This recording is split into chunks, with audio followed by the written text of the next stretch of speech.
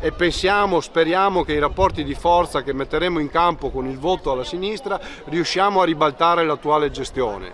Noi siamo contro la politica dell'austerity, siamo contro la politica dei sacrifici, vogliamo salari più alti e non alzare muri. Noi siamo perché le disuguaglianze finalmente siano affrontate e soprattutto sia affrontata il grande tema della difesa della terra e della difesa dell'ambiente.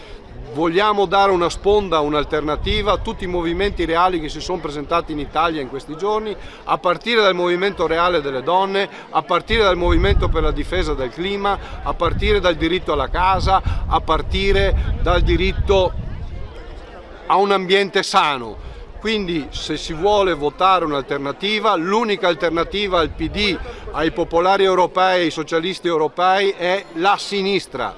La sinistra comprende Rifondazione Comunista, Sinistra Italiana, Altra Europa e tantissimi movimenti reali di base.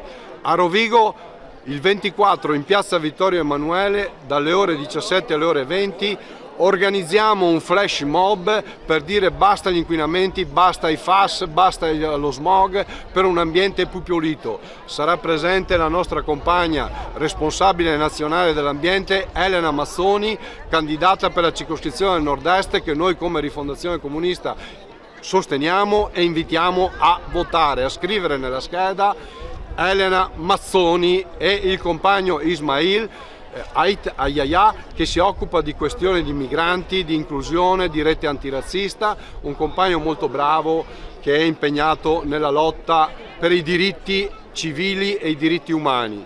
Grazie della disponibilità e ci vediamo il 26 alle urne. Votate, date un voto alla sinistra in Italia, l'unica lista di sinistra.